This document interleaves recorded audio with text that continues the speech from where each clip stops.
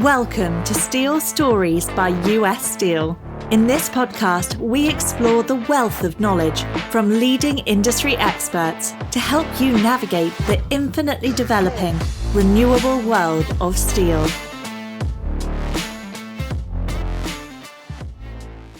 Well, welcome back to Steel Stories. I'm your host, David Kirkpatrick. And as many of you know, US Steel has been a huge supplier to the American auto industry for many decades and is one of the biggest to this day. And so today we're looking at the future of automotive design with a major expert and somebody who's deeply engaged in teaching the next generation of designers for transportation systems generally, but particularly for automobiles and trucks. Paul Snyder is the Paul and Helen Farago Chair of Transportation Design at the College for Creative Studies, which is a major art school in Detroit. He has, in addition to being a very experienced educator, before he started doing that, he worked many years in the industry, particularly at Ford and Honda. So he is a very experienced designer and teacher. So thank you so much for being here, Paul. It's great to have you. It's my pleasure, David. It's great to be here. Well, let's start by just looking at what the top issues in automotive design are these days, and where is this field going when you think of it big picture? Well, one of the words that is frequently used when describing a new project coming up is the user experience. So what that means is it's one thing to fall in love with a car that you see advertised, whether it's on the internet or driving down the street. But the full experience of the vehicle is to own it, to learn how to use it, to share it with others. And the experience is a kind of a broad way of encapsulating every facet that goes into the design and the engineering and the marketing of a vehicle. A lot of experience happens on the screen, but there are even more things that are happening, beyond what's on the screen within the vehicle. So how is that experience changing? And how do designers have to think about how that experience is changing?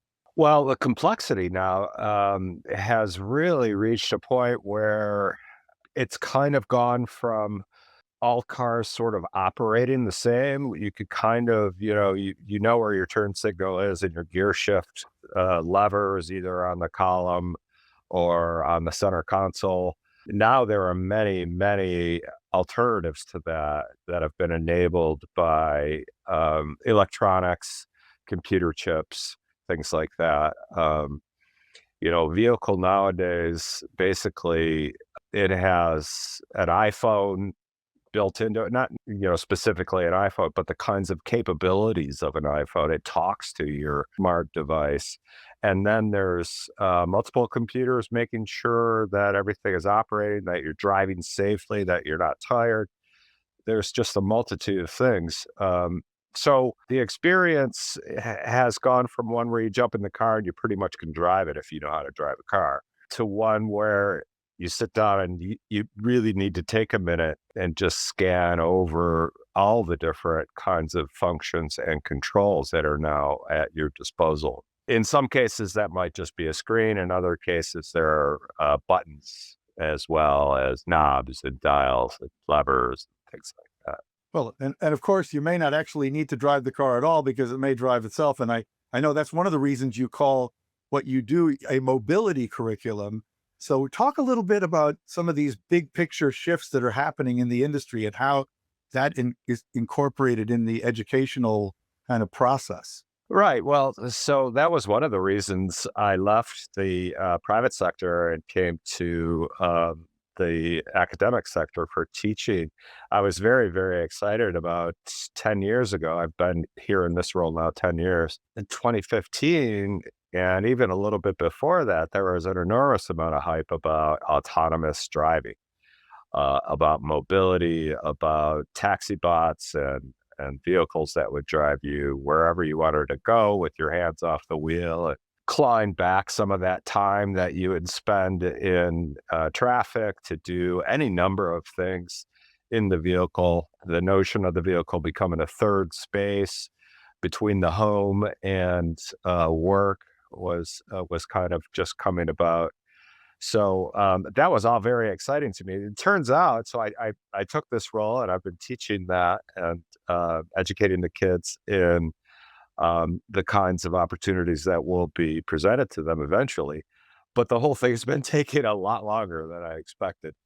So here we are in 2025, and Waymo, which is the autonomous driving um, service for Google or the parent company Alphabet, and there's Zoox and Tesla's talking about it, but they're still just in beta testing in just a few cities around the United States: San Francisco, Phoenix, Las Vegas, for example. I do believe it is coming. There are enormous amount of features in a vehicle now. Like I was saying, lane correction, avoidance warnings, accident avoidance warnings, autonomous braking. If you have your eyes off the road, it could stop the vehicle for you. It monitors your health and your alertness. It warns you if it thinks you're getting sleepy. And some of these features are really in entry-level vehicles, not necessarily luxury vehicles anymore, or at least in Europe. I was just in Europe over the summer and I rented it's pretty much entry-level CUV Ford, and it had all these features in there. Not fully autonomous, but a lot of driver assist technologies. I think in China, some of the cars, even at super low price points, have amazing autonomy capabilities now. Well, you talk about the sort of being a third space or an intermediate space. It reminds me of a friend of mine who you may know, Prasad Venkatesh of Ford, who was a strategist and big thinker there, once told me that that in India, your car is the nicest room in your house. So given that I think autonomy is going to sort of accelerate that conceptual approach even more, and I know some of the work your students have done really underscores that, how does this movement toward autonomy change the considerations for design that your students have to think about? It sort of operates on a number of levels. If you're talking about full autonomy with the intention being strictly no steering wheel, and it's either a taxi bot or maybe it's a family shuttle, but there is no steering wheel at all. So that full level of autonomy where there's never any intention for there to be a driver beyond the vehicle itself, driving itself, that does enable quite a bit of differentiation from, let's say, traditional vehicle proportions and vehicle configurations.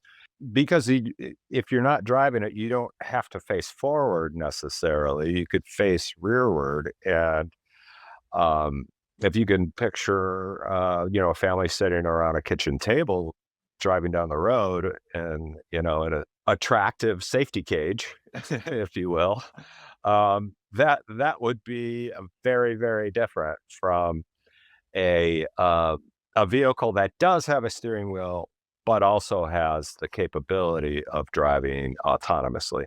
And I think probably the best way to illustrate these two differences is just looking at the types of autonomous vehicles out there now.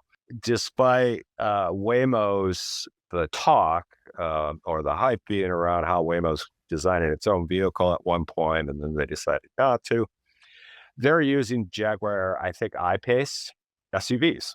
And so that is a conventional vehicle. It's got a steering wheel and it's got a very clear distinction between the cabin and the front end, right? You sit behind the front end and you drive the vehicle.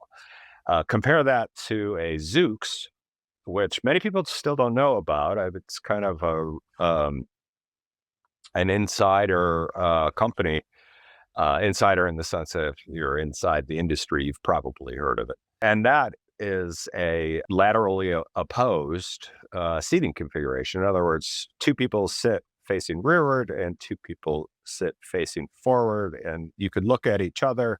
You don't necessarily have to have 4 or 6 people in there.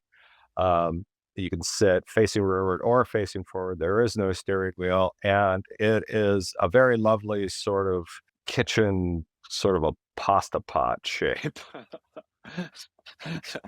I like I that. mean, the subtlety of these small or not small, but ultra simple shapes, a lot of it comes in the nuance of, the inflection points on the surfacing and exactly how the graphics are applied onto the vehicle. And, depending on where you shop for your kitchen accessories, you could buy some really high-end, beautiful things, and then you could just buy your standard, a pot. Um, and so I kind of liken what Zeus is doing more to product design than to traditional automotive vehicular design or car design. Well, I love this notion of an attractive safety cage, yeah, because a lot of these vehicles that I know your students are interested in and have conceptualized in some of their work, which we may get a chance to talk about, they have almost a capsule like shape in That's sort of right. Yeah. on balance, but with all kinds of adjustments possible, most of them electronic and automated in some fashion. And so well, we'll get to that in a minute. But another big shift that I know you're interested in the industry is the evolution of ownership models, or the abandonment of ownership per se. So maybe you should just talk about what you think is happening there, or may happen, or will happen. The reality of car ownership is it is a depreciating asset. You spend a lot of money on these things. They sit for 85, 90% of the time in a parking spot while you're at home with your family sleeping, and then you drive for 30 minutes to an hour, maybe an hour and a half at the extreme. And then it sits in a parking lot, and then you drive it again for 30 minutes or so, and then it sits again. So um, I've heard some different numbers thrown around, but I think at least it's about $50 a day to own a vehicle, if you include the cost of the vehicle itself, the insurance, the maintenance, and the fuel. And that's a lot of money for a lot of people. And then it doesn't take into account the time lost. So not everybody will consider it a loss of time. I mean, I do enjoy driving. I listen to music and I think about my day when I'm commuting. But you could do that with or without driving. In any case, if you consider the amount of time where you're not working, that could be, even it could add up even more than $50 a day. So it's a depreciating asset, and with all the traffic, it becomes a time suck. And so it does become more attractive to consider alternatives to that. So whether those alternatives come from services like Ubers without drivers, or other companies that might want to get into the mix, offering a transportation service where you pay by the mile versus, pay by the day or pay by the week, like current rental car scenarios. I think there's a market out there. It's probably a lot more, let's say, practical for an urban setting than any kind of rural setting. Certainly urban and suburban settings could definitely benefit from this kind of a scenario. Yeah. So, well, let's just switch to the students and what they make of all this. What is how would you characterize sort of the most exciting things your students are thinking about now, and when they look at the evolving landscape and what they think they'll be designing down the road? Well, the idea of taxi bots does not sound very passionate or something that an automotive enthusiast would be excited about. I think there's a lot of design excitement around it, and I think there's a lot of enthusiasm for new configurations and leveraging the technology in ways that could create experiences that maybe not everybody, but many people will really appreciate. So we challenge our students. Well, first of all, I should say they come to the department with a lot of passion. And sometimes they know about the advance of autonomous vehicles. Sometimes they don't. Sometimes they do, and they just don't care because they're very much, what we call motor heads, gear heads, petrol heads, whatever. And they want to draw sports cars and performance vehicles, and they take pickup trucks and all that. So there's definitely a place for that. That's still happening. And what we do is we teach them about all the components that go into a vehicle. We teach them how critical it is for the ergonomics or human factors to be just right, and how that connects to safety driving, and just safety in general. And we teach them how cars are put together, how the panels are molded or stamped, and all the components that need to be incorporated, like the various kinds of lighting systems that are regulated by the government, right? The FSS, I think.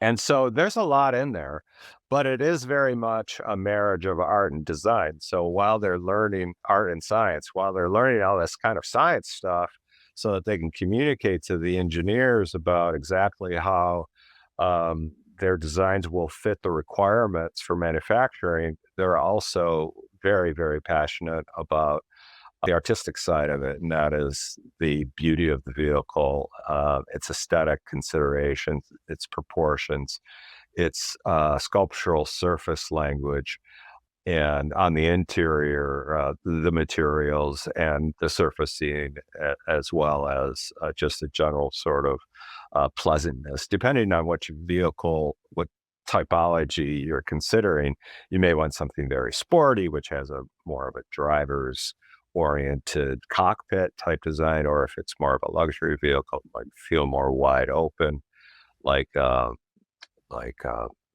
living room or a library kind of a scenario in a premium context. Yeah. And so to sort of encapsulate all that, we teach them it all depends on who your user is, right? And so that user has an expectation for certain experiences, and maybe there are other user experiences that the designer, the student, and soon to be professional can dream up for them. Okay, I want to come back to some of the things the students are interested in, but talking about the lines and the aesthetics, I think it's maybe a good time to talk about the role of steel in these vehicles, because steel Sure. is still, the central material for the body and the frame of almost all cars. And tell us, why is that? What is it about steel that makes it a preferred material in cars? You can get just about any shape you can imagine with steel through the various stamping processes. And one of the things I think that drove steel so critically was the advent of the unibody, right? So the appearance, the shell of the thing is also the structure of the thing. That's why they call it unibody. The structure and the body are kind of unified. So, and that was enabled by steel. Now you could do it these days, in 21st century, you could make everything out of plastic, although not everything, because, you do have to crash these things and come out alive. But you could use plastics for a lot of it. And of course, aluminum and different kinds of composites and things like that. But there's been a lot of advances with steel technology and the stamping of steels that has continued to realize designers' dreams and ambitions when it comes to advancing the sort of arc of design throughout history, the arc of transportation design. So you could stamp steel very, very soft, continuous fluid surfaces, or you could stamp it in very razor-edged type creases. And, aluminum can do some of that, but not all of that. Steel is a little bit, it's stretchable as compared to aluminum, which will tear a little bit more easy. Yeah, aluminum is lighter. So we're finding vehicles with combinations of the two materials. So steel continues to be one of our best materials. One of the great things about steel too is that it's infinitely recyclable. And I know, you're interested in cradle to cradle design, and the more you have recyclability, there's certain major advantages there. Yeah, that's a huge part of it. In fact, coming up this semester, we're doing a cradle to cradle project that involves design for disassembly. Putting a car together is extremely complicated, but it would be even more. Well, let's just say it would require a lot more consideration for a vehicle to be put together properly and then easily disassembled so that the component parts can be recycled in a more efficient way. And the steel and the different metals are much more easily recycled than the plastics and the rubbers and things like that. Yeah, many people don't realize that steel is just about the most recyclable material we use in modern society. Design for disassembly is interesting. Cradle to cradle is the idea where that you're basically taking the same material and you have the potential to return it to its original form. But now let's talk a little more about the students and the stories that they create, because I know that's a term you use. What do you mean by stories when you're designing a car? Talk about Stories is something sort of like brand, in the sense that when I started in this field in the 80s, brand was just the company that you work for. There wasn't much of a distinction between brand and the company. And then in the 90s, we started to understand how people understand companies are more like brands, like in the sense that brands have a personality, they have attributes, they have expectations, they have associations, and this is basically a marketing thing. And the notion of stories is kind of an extension of that, but it gets into, like, again, who the user really is and what the user's day-to-day life is, or day in the life. So we try and really map out what we call a user journey from morning when the alarm goes off to nighttime when they go to bed at night, and everything that happens in between. What are their concerns? What are their dreams? What are their aspirations? What are their fears? These are all kind of, in many ways, subconscious things. And we really try and get into that so that we can tell a story about how a vehicle that we're considering manufacturing can ease some of those pain points, or perhaps address some of those dreams, offer opportunities or capabilities that'll get you a little bit closer to fulfilling your dreams. Things like being able to do multiple things in your vehicle so that you only need one vehicle, for example. Something like, a story of a person who, is single, so they're on the dating scene, but they're working all day long. And how does a vehicle accommodate somebody who's running around for work all day and then has to be the vehicle that you pick up a date in, for example, or meet somebody for a date or that kind of thing.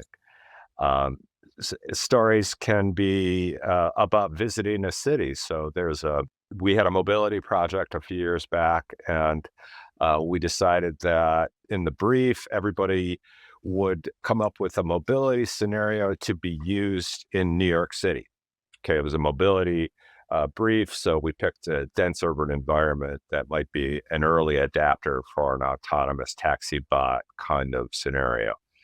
And students came up with all different kinds of ideas. The dating vehicle, right, where there's a kind of a wall between you and the person on the other side, and if everything was going well, it would come down a little bit. You can see each other, and then if things keep going well, it would drop down. Oh no!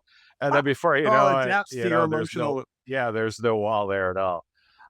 Another student came up with, we have a huge, almost epidemic of diabetes in the country. So it's like driving out, instead of somebody having to come to a clinic for dialysis, the vehicle, a dialysis equipped vehicle, would drive to a neighborhood or to a specific location near to, wherever in Manhattan that was seen to be useful. Another student came up with the idea of, since Manhattan has so many galleries and museums, it was like an art-going museum or an art-going vehicle. So you got in, it would tell you where the shows were that you might want to see and tell you about the shows, tell you how to get there, the hours, you can maybe even pay and as you're on your way to that museum. And, so there are just so many different, there are as many different ideas or stories as there are people, right? So Right. finding the common stories or finding a way of personalizing the story with the same vehicle, that's like a holy grail, right? Yeah. Well, I know your students even create animations to sort of illustrate a very elaborate story about vehicle. And some of these we're going to make available in the links on the episode landing page. So maybe you should just tell us a little bit about what some of those show. So all of the projects, I believe, that are being made available to you guys to view are from a GM sponsored project. One that happened just very recently in this past winter, and another one that happened 1 year ago from before that. And so General Motors, we are the benefactors of many really important supporters right here in the Detroit area. It's one of the great things about being here in Detroit. So General Motors sponsors projects at CCS, as well as Ford and Stellantis and Honda and Toyota and other brands and Nissan. But in any case, so the brief on this one the brief included multiple scenarios, or let's say a job to do and a location to do it. Or maybe it wasn't a job specifically, but it was a user segment, like youth in an urban environment, or tradesperson in a suburban environment, those combinations, right? And so with those simple prompts, students had to come up with innovative ideas that would address the brief and also tell a story. So user experience was a big part of those briefs. And for example, the kid who got, actually there were teams of two. One student did the exterior and the other student did the interior. And then there was a third student working on the user interface, so all the things that happen on the screens. So the team that got urban youth came up with this crazy idea of a vehicle that not only took them from A to B, but became part of the fun and games, if you will, as they were, commuting or just hanging out. So the vehicle would kind of pivot upright and become a kind of a parkour basis for even more, sort of skateboarding shenanigans and different kind of things like Climbing that. up it and Yeah, the onto seats it. would have to reconfigure so you could still sit in the seats instead of facing the sky. Yeah, so all different kinds of things. And That one looks like a transformer, actually. It does. It does. They went a step further and even thought about parking in an urban setting is always a nightmare. So maybe there's a drone that detaches from the vehicle, flies way ahead to the parking area that you prefer to park in, and selects or finds a parking spot and then kind of saves it for you, hovering, so that nobody could park in there until you arrive. And then when you arrive, it's just waiting for you. So, and then there was another team that got a family. It was a young family.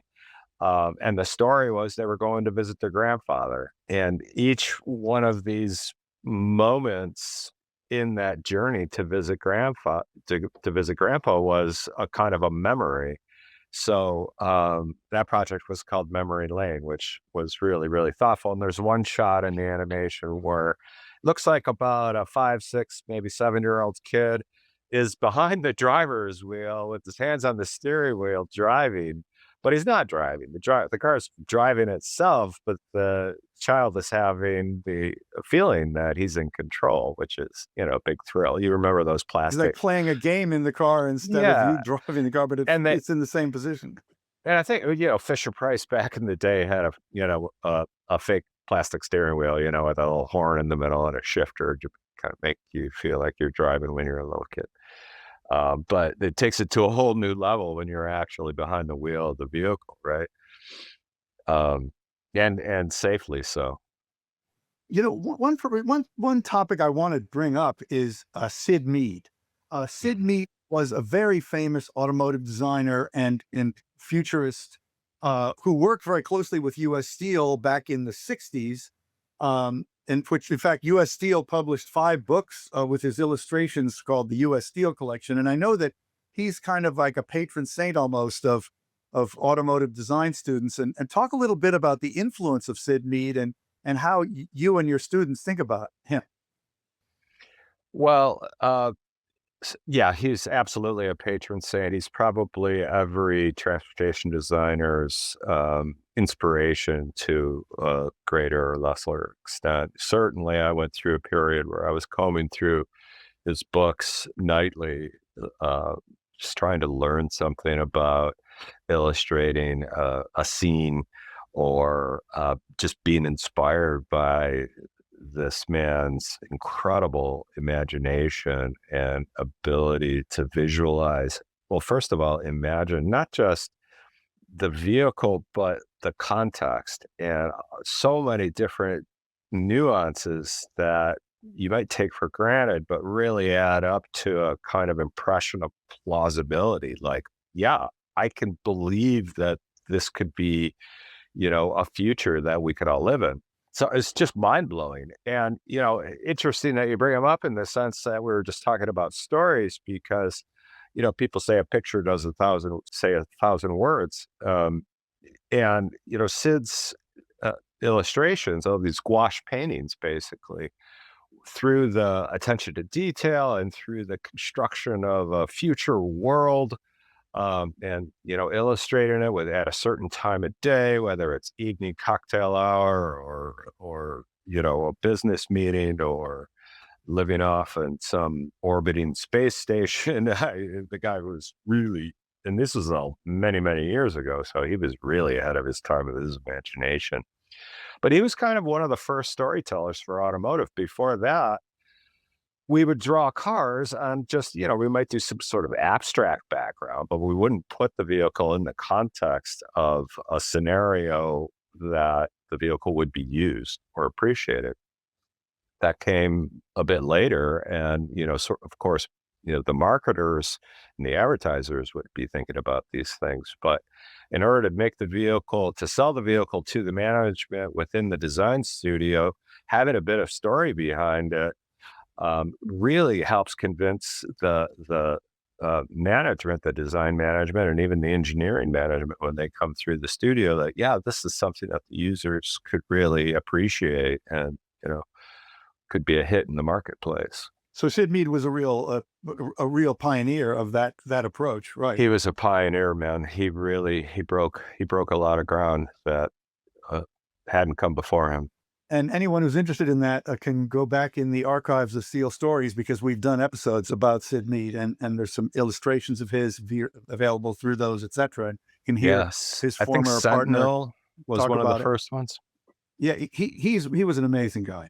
I just want to, while I'm just looking at you, right behind you is something that looks like, is that a flying car? What is that? Yes, that is I a wanted to flying car. ask you about flying cars because there was actually just news today about a electric helicopter company that's buying the Blade helicopter service to try to eventually substitute electric vehicles for conventional helicopters for certain high-end commuting in New York and elsewhere. But what about flying cars? Are they going to happen? No, absolutely. Yeah, there's a lot of legislation that has to take place. And we didn't talk about this when we were talking about autonomous, but at the moment you need rear view mirrors and a steering wheel in a car to be legal. So we had to rewrite the legislation around that. And as far as air going vehicles, um, I, I'm not a fly boy myself. I don't know the nuances and the details of it, but there are different altitudes for all different flying vehicles.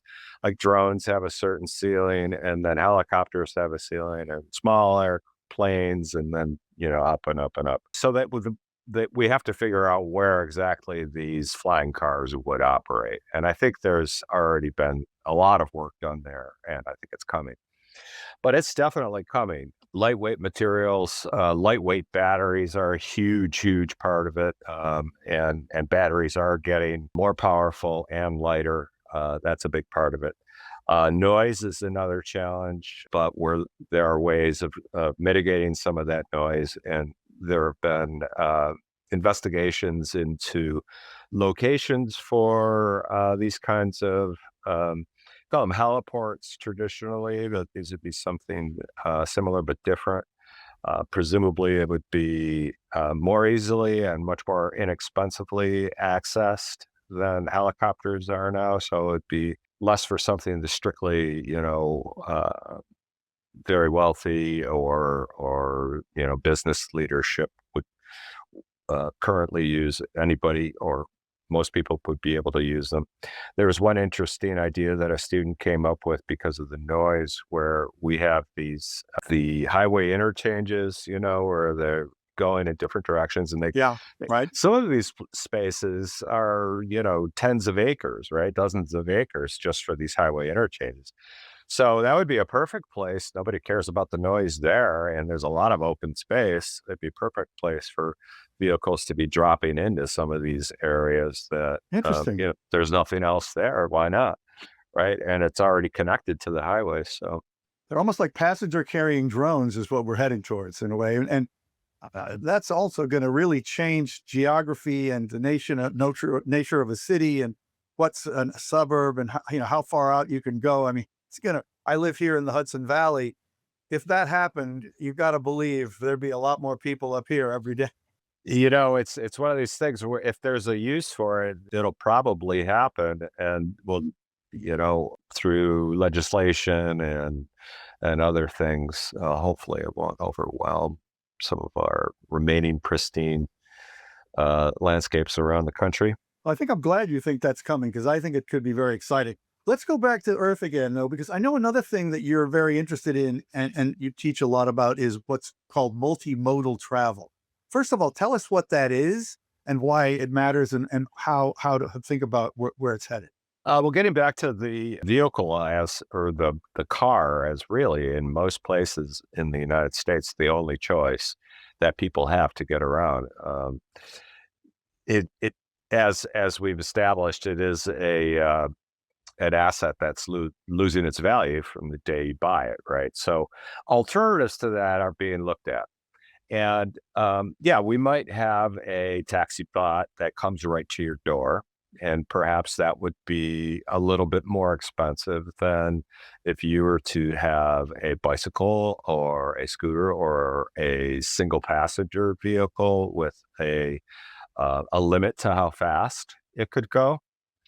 You could then take that to a hub station that you could pick up a autonomous, you call it maybe a shuttle, or maybe it's a larger bus or something like a road train, leveraging the existing infrastructure that United States currently has. We have roads and highways all over the country. So if we leverage those, it'd be a lot cheaper than trains, right?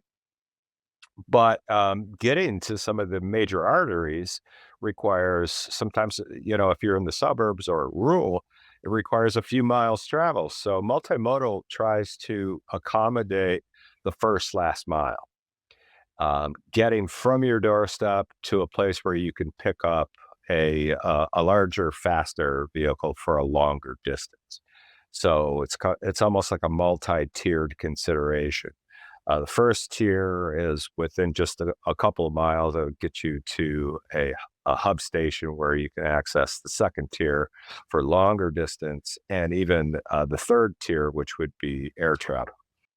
For this to work efficiently, so that you don't lose any time in the process, would require a lot of people to start leveraging that. And in some places, it really is leveraged. It's all over Europe. And you think about it, people are riding bicycles all over Europe. To the train or whatever. And scooters. Yeah, to the train, or even just their daily commute. I mean, in the US, we'll drive a mile to go to the corner store instead of walking it. but that's just our lifestyle. Um, but there are healthier ways of living for sure. And so multimodal is kind of considering right sizing your vehicle for the distance you want to go. That's multimodal. And that also will mean some reconceptualization of the roads themselves, I assume, right? That's right. It wouldn't really require any kind of physical adjustment to the road size, though. All we need to do is just repaint the lines on the road, expanding, let's say carving up the far right-hand lane into a bicycle lane and a low-speed vehicle lane, and then the middle lane is through traffic, and let's say the left lane is maybe even faster, autonomous, platooning vehicles traveling Tuning. at a faster, platooning so that there's an aerodynamic advantage and less power consumption I or mean, energy multiple vehicles consumption. that are really close to one another, moving Really in close tandem. together, enabled through the autonomous technologies. They could be just a few inches apart, and that would create a kind of, as cyclists call them, pelotons, right? Bicyclists. I can't let you go. Well, we've got a few more things I want to talk about, including AI, Yeah. but I want you to just opine on current cars that are out there and vehicles generally. What do you think are some of the best designed things on the road right now, and maybe some of the worst? Yeah, well, I'm in academia, so I can speak freely. But I Please don't do. want to make any enemies either, because we do depend on the generosity of the industry. So some of my favorites, though, there's a lot of really beautiful things happening with some of the smaller startups, right? So Rivian's pickup and SUV, I think very fresh take on those vehicles from a design point of view. Um, I agree.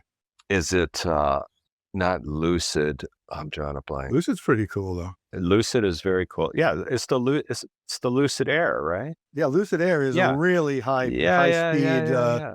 Not necessarily the most commercially successful thing right now, but definitely a beautiful vehicle. Yeah, the Lucid Air, I think, is one of the freshest vehicles on the road right now. And then they're doing the Gravity, which is also a really cool looking thing.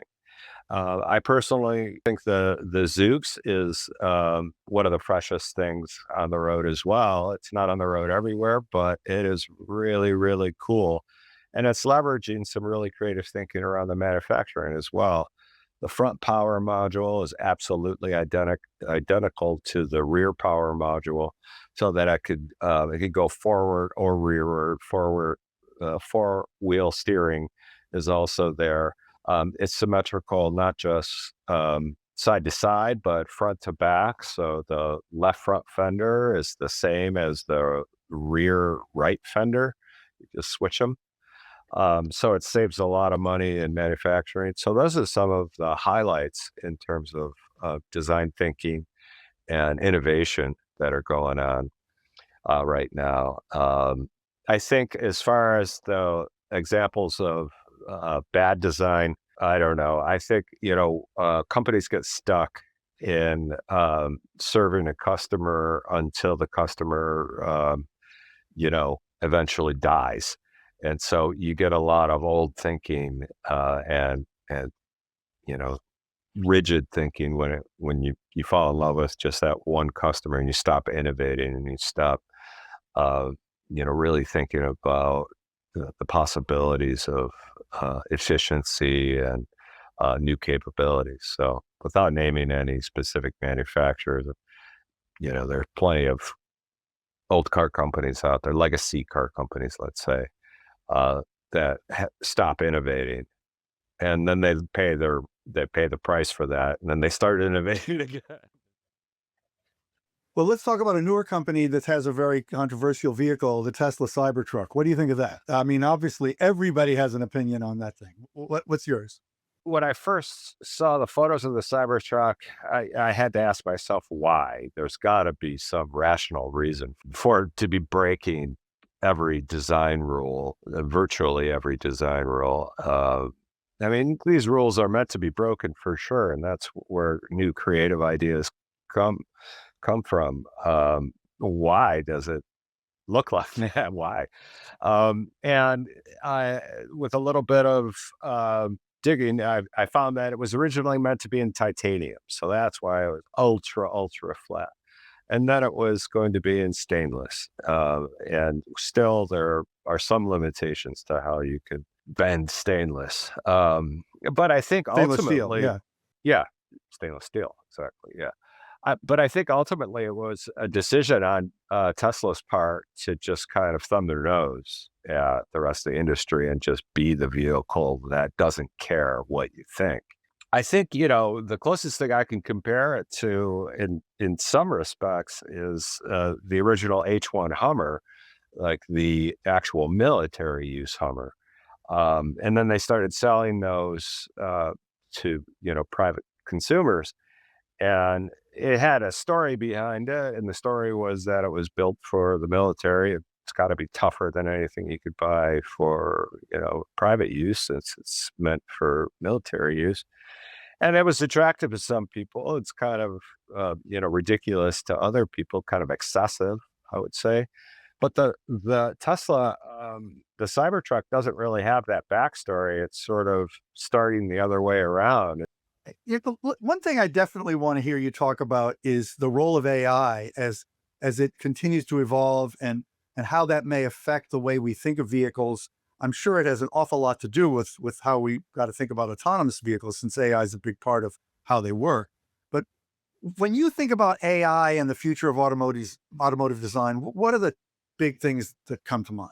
The main thing is that we leverage its power as a tool, and don't give it the degree of agency that would undercut our own value as human designers. There are many applications out there that use AI that go beyond it being used as a tool, and there are others that are strictly only a tool. So first and foremost, I don't want myself, my colleagues, and my students to lose their agency as AI gets more powerful. And as of right now, I don't see that happening. We'll see what happens. I mean, what I've read recently is that there are three things where jobs will always be needed, even with AI. And first one is trust. Like, how do we trust AI? Jobs around making sure we can trust the AI we're using. And then integration. How do we use AI? How do we integrate it into our work culture? And then taste. If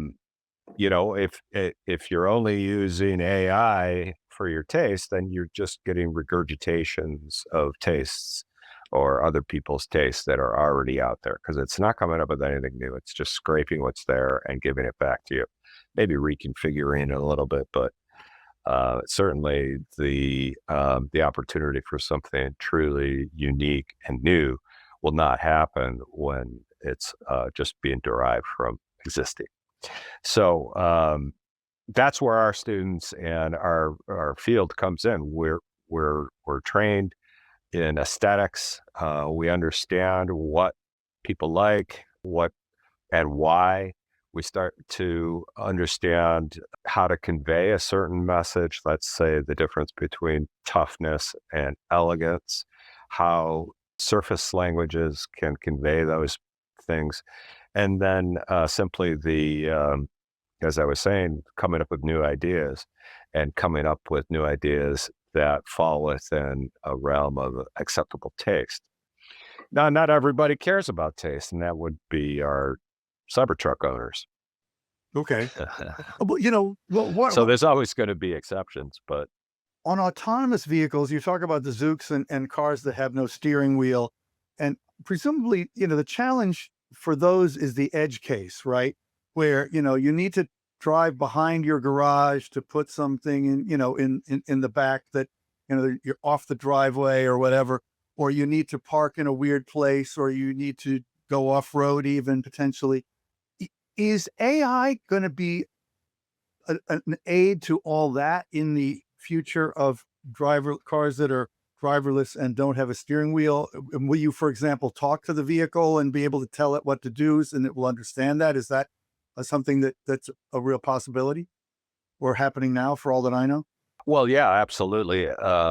It's maybe not happening now, but it could easily happen. So autonomous vehicles are equipped with a number of different sensing technologies. Starting at the macro level, they're connected to the cloud and maps, right? Right, So right. as we all know, Google Maps knows about just about every street everywhere. And then on a more immediate scale, then there's all the outward looking sensing that are attached to the vehicle. There are 3D scanners, that's called LiDAR. They're scanning physically the volumes and shapes of everything, and it's trying to identify that. That's somewhat of a challenge still. Is okay, that shape, what exactly is that shape? Is that a telephone pole, or is that a person on a bicycle, or whatever? And then really, really close, just proximity sensors that bounce back and forth. Okay, you're 10 feet away. Now you're 5 feet. Now you better stop, right? Um, so, if you wanted your vehicle to drive around the back of the house and park next to the garden, um, it could do that for sure, but it would have to know, what a garden is, let's say, Right. and maybe any number of things or obstacles that might be in its way as it drives around the back of the house. But I definitely see that as coming. Okay. We're wrapping up. And one of the things that I wanted to make sure we talk about, and may end up putting this somewhere else, but you had an interesting way of describing the three different kinds of students, or that come to your program, and their background, the motor. So could you just talk a little bit about what kind of students become automotive designers today, and some of the different categories that you put them in? Yeah, sure. Well, I think one thing important to note is that when I was a student here at CCS, we had one girl in my class out of 15. And now it's still majority boys, but there are more and more females all the time. So the gender thing is not so much a differentiator, or I should say, it's not an exclusively male dominated thing Right. anymore, That's field healthy. or career choice. Because you have, grandpas and fathers hanging out with daughters, building Legos and wrenching on cars in the garage, right? Doesn't matter. And so those young girls are growing up with a kind of a passion for cars, a passion for how things work, a passion for working on things and understanding how they go together. And of course, the same thing as it is still happening with boys, as it always has. So you get, on one hand, you get the gearhead, right? The person who's in the garage working on an old car, or even changing the oil on a new car, or whatever is still possible on newer cars. So that's one, the gearhead. And then at the other end, you have the artist, right? The kid who's been growing up just drawing all the time, maybe sculpting all the time, working with their hands. And again, maybe there's some Legos involved there, model kits, that kind of thing, but more artistic, right? So coming at it with the fascination with the visual world, fascination with nature and animals, how beautiful animals, and that kind of thing. So that's the artistic kid. And then you have mechanically minded kid on the other hand. And then the third kind is the unicorn, the kind of Leonardo da Vinci, who's, has these amazing artistic skills and a deep understanding with how things work. So it's kind of the gearhead who can draw really, beautifully. And I say unicorn, but they exist. They definitely exist. Somebody who has, just that intuitive mechanical reasoning aptitude, and also an outstanding ability to visualize and express their ideas visually, drawing, painting, that kind of thing, and everything in between. It's definitely a spectrum, right? So I break it down into three categories, but it's really it's a range, and everybody kind of falls in there somewhere. What about you? Now, I know you're also an artist, so are you more from the art side, presumably? Yeah, I would have to say I am. I'm really good at mechanical reasoning. I'm really good at understanding engineers and their concerns, and I've helped engineers solve their problems. I did do a ton of Legos and things like that. The only thing that I've really never done much of. I've tried a few times is like working on cars myself and wrenching on cars. It's like I have big hands. I don't know, man. I always end up having to go and buy a tool or busting a knuckle off. It's like, I can't stand it. So I have people work on my cars. But but it doesn't, I don't think it detracts too much from my understanding of the way they work and how they're put together. And but the artistic side is something that I'm very passionate about for sure. You have a lot of cars? Do you have multiple cars? Well, family of 3 with 5 cars. Okay. Can you tell us what they are? Well, I bought an Accord when I left Honda. I bought a 4-door Accord. It's just got the 4-cylinder motor in it, but it's got a 6-speed manual transmission, Fun. which is really, really cool and very, very rare. It's got I don't think I've ever seen another car like it. You can find the Accord Sport all over the place, but now with the manual. My wife's got a Mazda 3, which is a sexy little thing, and my son is driving a Honda HR-V. And then I have 2 Boxers, a 99 and a 2000. One's got a 2.5. Those are Porsche. Yeah. Yeah. Mm-hmm. Yeah. And I've got a 99 and a 2000. Oh, nice. Well, those are beautifully designed cars. They sure are. And a ton of fun to drive. I bet. Paul, thank you so much. This has been terrific. We've been talking with Paul Snyder, who's the chair of transportation design at the College for Creative Studies in Detroit and a master automotive designer and teacher of automotive design. Thank you so much, Paul, for joining us today at Steel Stories. And we hope you'll join us again, all of you, and come back to our Steel Stories podcast with a range of topics that we have teed up for you. So thanks again. See you soon. Thank you, David. Steel Stories is brought to you by US Steel. The views expressed by guests are their own and not necessarily the views of US Steel. To find out more about our sustainable steel solutions, visit www.ussteel.com. Search for US Steel in Apple Podcasts, Spotify, or anywhere else podcasts are found. Make sure to hit subscribe so you never miss a future episode. On behalf of the team here at US Steel, thanks for listening.